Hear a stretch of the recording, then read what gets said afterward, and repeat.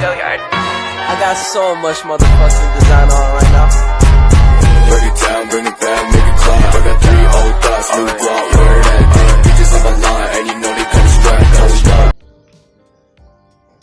Bismillahirrahmanirrahim. Assalamualaikum warahmatullahi wabarakatuh. Alhamdulillahirabbil alamin wa bihi nasta'in ala umuri dunya waddin. Wassalatu wassalamu ala asrofil anbiya'i wal mursalin sayyidina Muhammadin wa ala alihi wa ashabihi ajma'in, amma ba'du. Baiklah teman-teman, adapun tujuan saya membuat video ini adalah untuk memenuhi tugas dari mata kuliah fikih kontemporer dengan dosen pengampu Bapak Zulfaroni S.I. MA yang berjudul tentang cloning. Baiklah, di sini kita akan membahas tentang pengertian tentang cloning. Kata cloning ini berasal dari kata klon, diturunkan dari bahasa Yunani, yaitu klon, yang berarti potongan yang digunakan untuk memperbanyak tanaman. Kata ini juga bisa digunakan dalam dua pengertian. Yang pertama yaitu bahwa klon sel. Klon sel ini yaitu sekelompok sel yang identik sifat-sifat genetiknya dan semua berasal dari satu sel. Kemudian yang kedua yaitu klon gen atau molekuler, adalah sekelompok salinan gen yang bersifat identik, yang dimana direplikasi dari satu gen kemudian dimasukkan ke dalam sel inang. Kemudian adapun dalam istilah ilmiah populer, cloning adalah suatu upaya untuk menggandakan makhluk hidup dengan menciptakan tiruannya, atau upaya untuk menduplikasi genetik yang sama dari suatu organisme. Jadi teman-teman, itulah pengertian dari cloning ini, dengan menggantikan inti sel dari sel telur ini dengan inti sel organisme lain. Jadi dapat kita definisikan bahwa cloning adalah serangkaian proses penggandaan makhluk hidup yang dilakukan melalui campur tangan manusia, atau bisa juga disebut dengan proses perkembangbiakan atau pembuatan yang dilakukan untuk mendapatkan individu baru yang identik dengan induknya.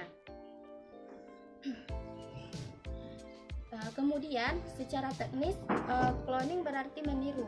Teknis ini bermaksud membentuk organisme,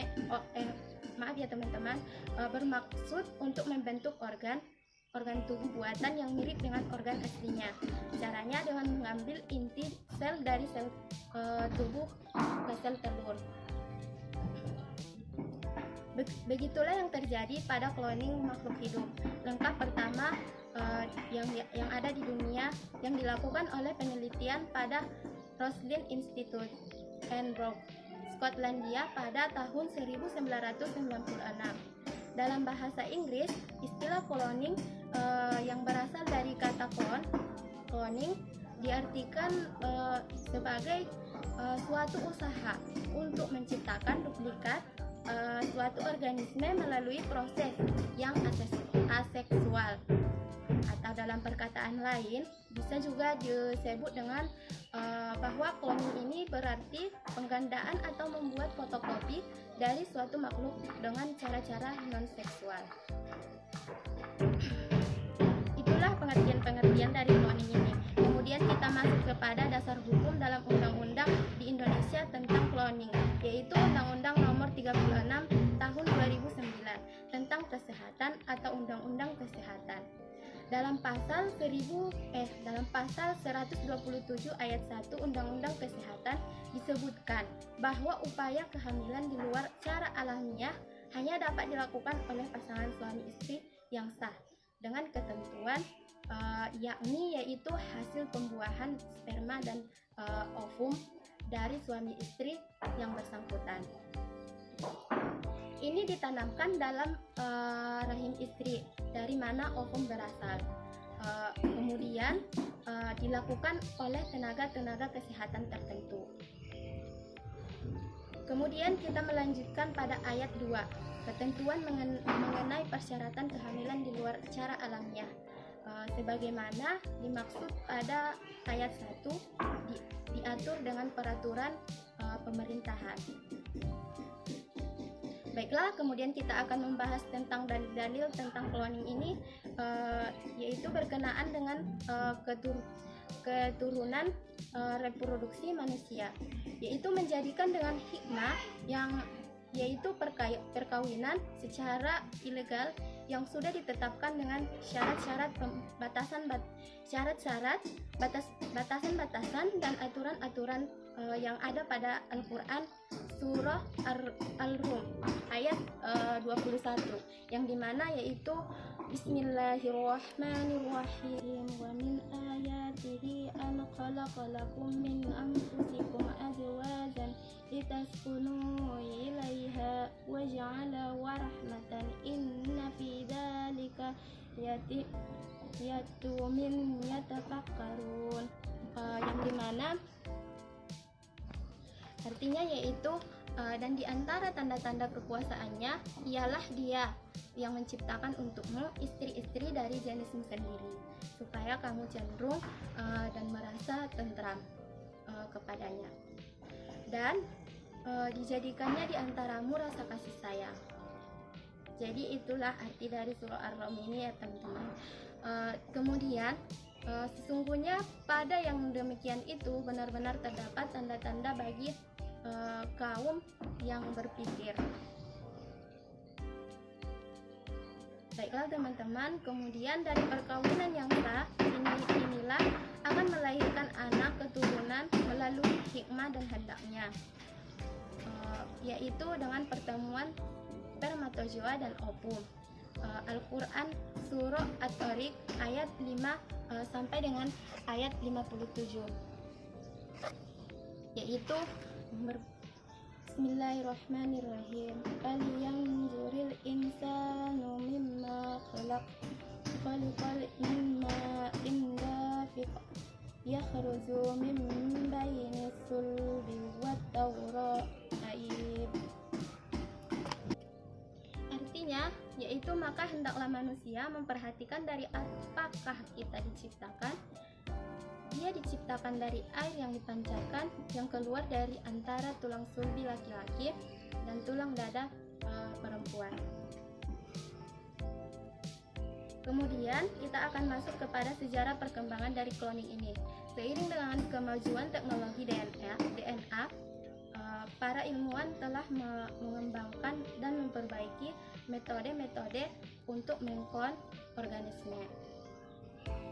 Jadi di sini multiseluler utuh dari satu sel penggunaan teknologi cloning dapat menghasilkan satu atau lebih organisme yang secara genetis identik dengan induk yang mendonorkan sel tunggal.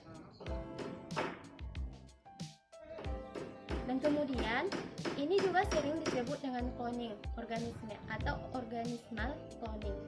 Kata klon ini bermula dari kata Yunani yaitu klon yang berarti ranting. Percobaan pertama untuk mengklon tumbuhan dan hewan telah dilakukan lebih dari 50 tahun yang lalu ya teman-teman. Dalam sejumlah percobaan yang dilakukan ataupun yang sudah dirancang untuk menjawab pertanyaan-pertanyaan dari biologi yang mendasar yang pada intinya yaitu adalah seperti apakah cloning organisme mungkin dilakukan. Itu contoh dari pertanyaannya. Keberhasilan cloning tumbuhan utuh dari sel-sel tunggal yang telah terdiferensiasi tercapai pada tahun 1950-an oleh F.C. Stewart dan mahasiswa-mahasiswa lainnya di Cornell University yang meneliti tumbuhan mortel. Kemudian mereka menemukan bahwa sel terdiferensiasi yang diambil dari akar wortel dan diinkubasi dalam medium kultur dapat tumbuh menjadi tumbuhan wortel. Dewasa normal ini yang identik secara genetis dengan tumbuhan induk. Dan kemudian dalam cloning hewan juga mereka juga meneliti tentang cloning hewan, yaitu para peneliti dahulu harus menggunakan pendekatan yang berbeda untuk menjawab pertanyaan, yaitu seperti apakah sel-sel hewan yang telah terdiferensiasi bisa menghasilkan organisme hewan atau utuh.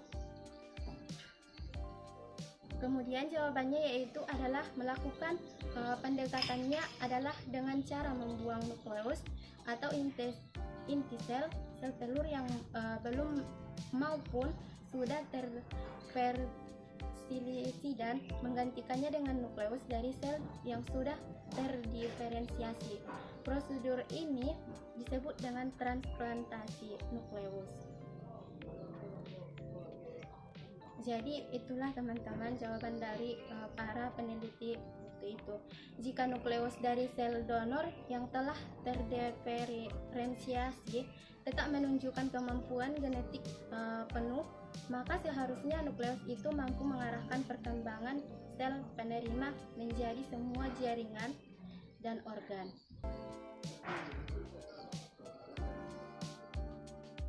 Dan kemudian percobaan semacam itu dilakukan terhadap katak oleh Robert Blake dan Thomas King pada tahun 1950-an dan John Gurdon pada tahun 1970-an. Pada tahun 1997 itu para peneliti telah mengklon banyak mamalia lain, antara lain yaitu seperti kucing, sapi, kuda, babi, dan anjing. Pada sebagian besar, kerja cloning tersebut tujuannya adalah pembuatan individu baru. Prosedur ini dikenal sebagai cloning reproduktif. Jadi itulah bahasan-bahasan tentang cloning ini ya teman-teman. Jika ada kata-kata saya yang salah, saya mohon maaf. Sekian dari video saya. Wassalamualaikum warahmatullahi wabarakatuh.